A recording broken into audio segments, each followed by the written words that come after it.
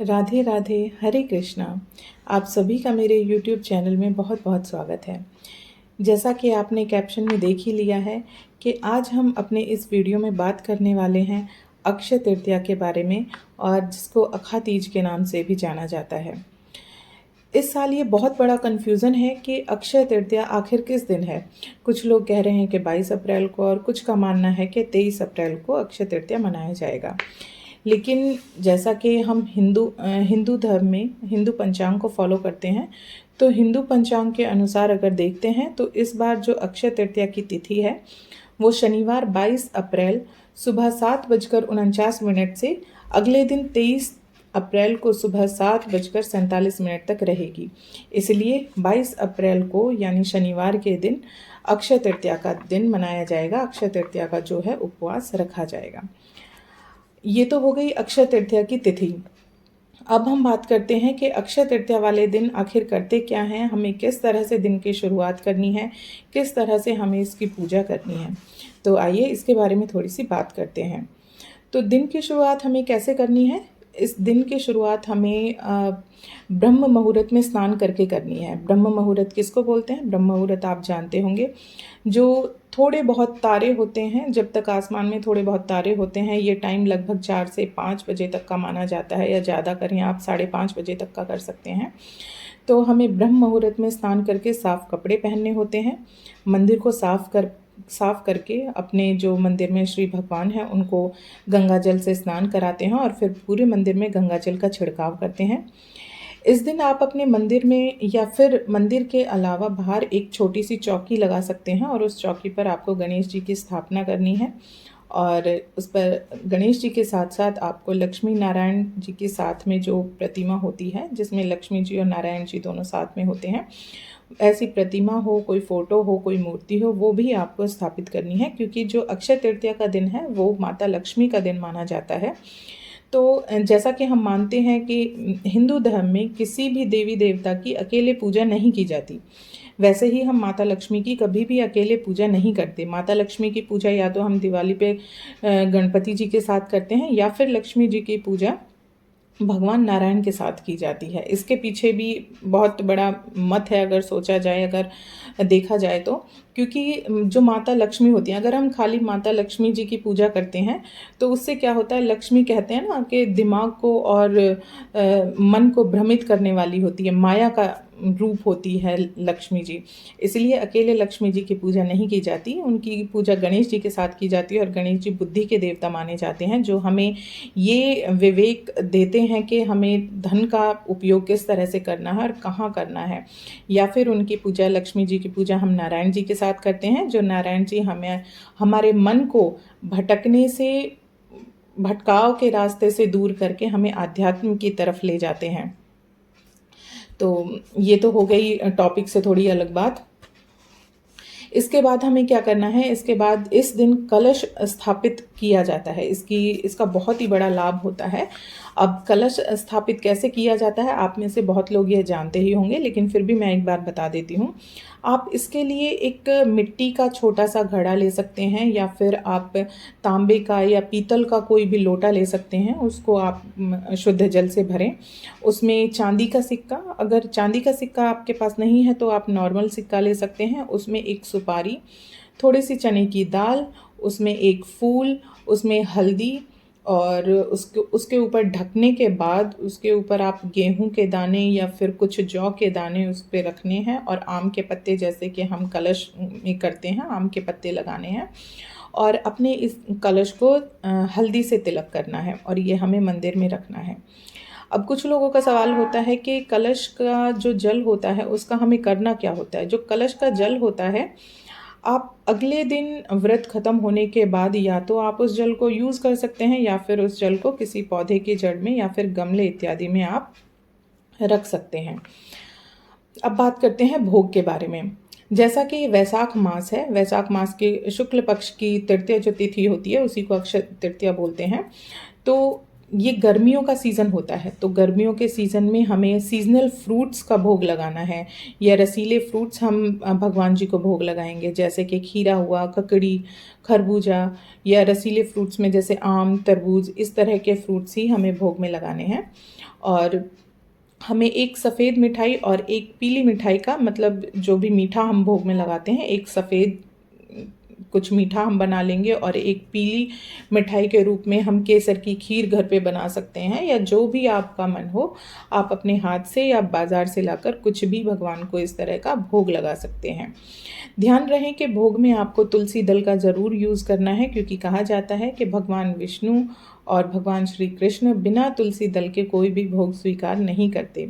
वैसे कहा जाता है कि असली जो भाव होता है वो मन का होता है। और आप जानते ही होंगे कि भगवान श्री कृष्ण ने विदुरानी के यहाँ केले के छिलके भी खा लिए थे उनके मन का भाव देखकर। तो भगवान सिर्फ इंसान के भाव के भूखे होते हैं, वरना हमारी क्या औकात के हम जगत के पालनकर्ता को, जो जगत को चलाते हैं, जो जगत के स्वामी हैं, सर्वेश्वर हैं, सर्वव्यापी हैं, हमारी क्या औकात के हम उनको कुछ खिला सकें। खैर छोड़िए। इसके बाद हमें, अच्छा, कुछ लोगों का मानना ये होता है कि जो अक्षय तृतीया का दिन होता है वो केवल खरीदारी का दिन होता है, वो शॉपिंग का दिन होता है, क्योंकि माता लक्ष्मी का दिन है। जैसे धनतेरस के दिन लोग चांदी खरीदते हैं ज़्यादा से ज़्यादा, तो ऐसे ही अक्षय तृतीया के दिन लोग, जो आर्थिक रूप से संपन्न परिवार हैं, वो क्या करते हैं, इस दिन सोना, चांदी, गाड़ी, घर, प्रॉपर्टी, इस तरह की चीज़ें खरीदते हैं। लेकिन सभी लोग एक जैसे नहीं होते, जो अधिक संपन्न परिवार नहीं है। और भी ऐसी बहुत सारी चीज़ें हैं जो इस दिन खरीदारी करना, जिनको खरीदना बहुत ही शुभ माना जाता है। जैसे कि आप इस दिन हल्दी खरीद सकते हैं। इस दिन शंख खरीदना बहुत शुभ माना जाता है, क्योंकि शंख हमारे श्री हरि नारायण जी के हाथ में भी होता है, वो भी धारण करते हैं। इस दिन आप धनिया भी खरीद सकते हैं। इस दिन आप चांदी का सिक्का भी खरीद सकते हैं। ध्यान रखें कि आप इस दिन अपने मंदिर में तिल या घी का दीपक जलाएं। इसके बाद आपकी जो पूजा हो जाती है, ये सारी व्यवस्था करने के बाद आपको लास्ट में क्या करना है, लास्ट में आपको सबसे पहले गणपति जी की आरती करनी है। उसके हमारे हिंदू धर्म में बिना गणपति जी की पूजा के बिना कोई भी पूजा अधूरी मानी जाती है। इसके बाद हमें नारायण जी की आरती करनी है, ओम जय जगदीश हरे। इसके साथ ही साथ हम नारायण जी का मंत्र भी जाप कर सकते हैं, जय श्रीमन नारायण वाला। और इसके बाद हमें लक्ष्मी जी की आरती करनी है।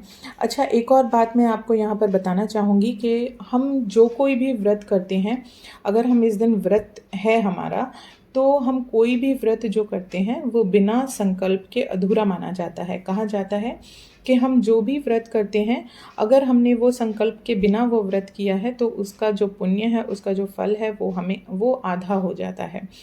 तो व्रत का संकल्प हम कैसे करते हैं, हमें मंदिर के सामने जाकर, भगवान जी के सामने जाकर, अपने हाथों में शुद्ध जल या गंगा जल लेकर अपना नाम लेना है और श्री भगवान को बोलना है कि प्रभु, आज आपकी कृपा से हम इस दिन और ये वाला व्रत करने जा रहे हैं, हमें शक्ति दीजिए ताकि हम इस व्रत को पूरा कर पाएँ और हमसे कोई गलती ना हो। इस तरह का संकल्प लेकर आप व्रत की शुरुआत कर सकते हैं। मैं हर एकादशी का व्रत करती हूँ और हर एकादशी का व्रत मैं इस तरह के संकल्प के साथ ही करती हूँ। तो कोशिश करें कि आप जो कोई भी व्रत कर रहे हैं वो संकल्प के साथ ही उसकी शुरुआत करें। अच्छा, कुछ लोगों का मानना ये होता है कि इस तरह की जो पूजा की जाती है, जिसमें इतने सारे भोग लगते हैं, इस तरह की चीज़ें खरीदनी है या कुछ है, जो भी कुछ है, वो सब, उस सब की क्या ज़रूरत है। हम भगवान के सामने सच्चे दिल से जाकर हाथ जोड़कर भी पूजा कर सकते हैं, ये बात सत्य है। क्योंकि जो भगवान होते हैं, अच्छा, मैं एक छोटा सा एग्जाम्पल देती हूँ कि भगवान के सामने भाव व्यक्त करने का जो मतलब है वो क्या होता है। जैसे कि बहुत ही स्वादिष्ट भोजन हो और उसमें नमक ना हो, ऐसे ही है अगर हम भगवान के सामने 56 भोग भी रख दें और उसमें हमारा भाव ना हो, तो वो पूजा हमारी पूजा नहीं लगती। जैसे कि कहा जाता है कि भगवान श्री कृष्ण ने जो दुर्योधन था, दुर्योधन के 56 भोग ठुकराकर विदुर जी के यहाँ साग को स्वीकार किया था, साग खाना स्वीकार किया था। तो वो क्या था? वो उनका भाव था। वो उन्होंने सामने वाले के मन का भाव देखकर वो सब चीज़ें स्वीकार की थी।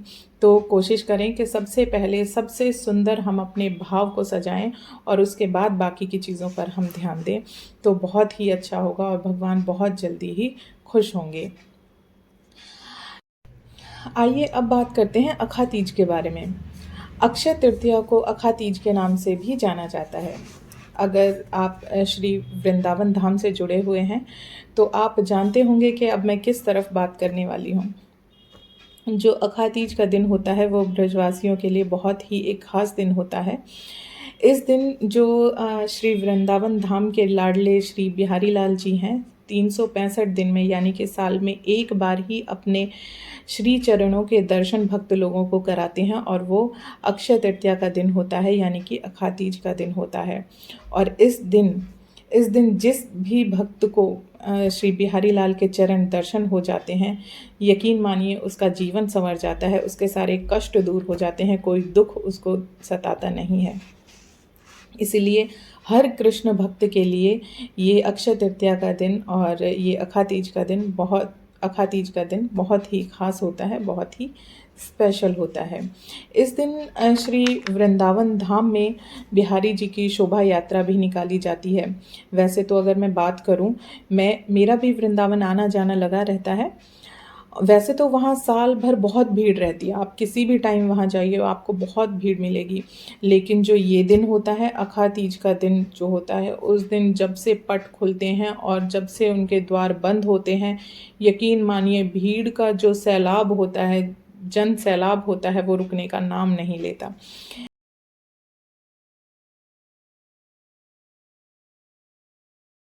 श्री बिहारी लाल जी को राजा की तरह सजाकर उनके चरण दर्शन भक्त लोगों को कराए जाते हैं, और शाम के टाइम उनको चंदन से अभिषेक कराया जाता है। लोग घरों में भी अपने अपने लड्डू गोपाल जो भी उनके विग्रह होते हैं, चंदन का अभिषेक कराते हैं, ताकि भगवान को, क्योंकि गर्मी बहुत होती है और कहते हैं कि अगर जगत के स्वामी अगर शीतल हैं तो पूरा जगत शीतलमय होगा। इसलिए अक्षय तृतीया का दिन हर एक कृष्ण भक्त के लिए, हर ब्रजवासी के लिए बहुत ही खास दिन होता है।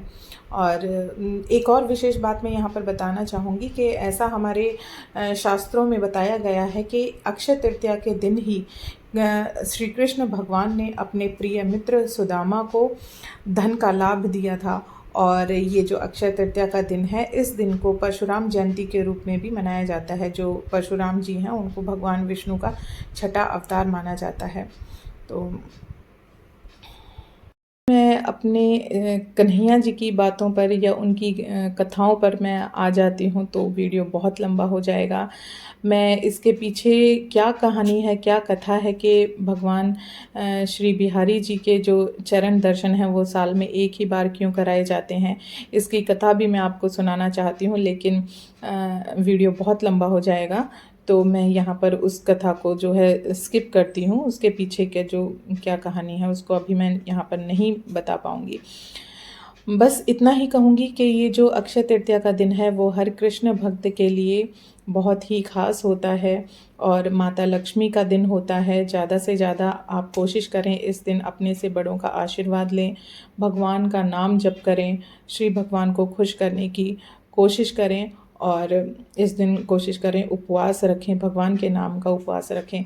क्योंकि जैसा कि इसका नाम ही बताता है, अक्षय तृतीया, अक्षय का क्या मतलब होता है? अक्षय का मतलब जिसका कभी क्षय ना हो। क्षय क्या होता है? जो कभी नष्ट ना हो। और नष्ट क्या, ऐसी विश्व में कौन सी चीज़ है जो कभी नष्ट नहीं होती, जिसका कभी अंत नहीं होता? जो परम सत्य है, परम सत्य तो केवल परमात्मा ही है। तो इसलिए मैं अपने शब्दों में इस दिन को ईश्वर की ही तिथि कहूँगी, अक्षय तृतीया, जिसका कभी क्षय ना हो, और ऐसे सिर्फ परमात्मा ही है। तो इसलिए अक्षय तृतीया मतलब ईश्वर का दिन। इसलिए कोशिश करें कि आप इस दिन ज़्यादा से ज़्यादा भगवान के नज़दीक रहें, उनका नाम जाप करके, उनका कीर्तन करके, उनको हर तरह से खुश करके। और अगर आपके जीवन में कोई भी परेशानी है, लोग आपको तरह तरह के उपाय बताते हैं, लोग आपको तरह तरह के मंत्र बताते हैं कि आप ये मंत्र जाप करिए, आप ऐसा करिए, आप वैसा करिए, आपके सब दुख दूर हो जाएंगे, सब कष्ट दूर हो जाएंगे। लेकिन मैं आपको बहुत ही एक अच्छा तरीका बताती हूँ। अगर आपको कोई भी दुख है, कोई भी परेशानी है, तो आप एक बार सच्चे भाव से कन्हैया जी के सामने जाइए और अपने भाव सच्चे दिल से उनके सामने रखिए, अपनी मन की बात उनसे कहिए। यकीन मानिए, ऐसा हो ही नहीं सकता कि कन्हैया जी आपकी कोई बात ना सुने। ये मेरा खुद का अनुभव भी मैं आपको बता रही हूँ, और ये मेरा पूरा विश्वास है, पूरा विश्वास है। और आप अगर एक बार इस चीज़ को आज़मा कर देखेंगे तो आपको किसी दूसरे मंत्र की, किसी तरह के कोई उपाय करने की ज़रूरत नहीं पड़ेगी। आपकी ज़िंदगी के हर कठिनाई का रास्ता अपने आप खुलता चला जाएगा। आप एक बार इस चीज़ को आज़मा कर देखिए और फिर मुझे बताना। तो इसी के साथ मैं अपने इस वीडियो को यहाँ पर एंड करती हूँ। आशा है आपको मेरी कुछ बातें समझ में आई होंगी, और अगर कोई बात मेरी समझ में ना आई हो तो मैं उसके लिए आप सभी से क्षमा मांगती हूँ। और इस धनतेरस और दिवाली के समान इस पुण्यदायी दिन को आप अच्छे से मनाइए, अच्छे से पूजा पाठ कीजिए और श्री भगवान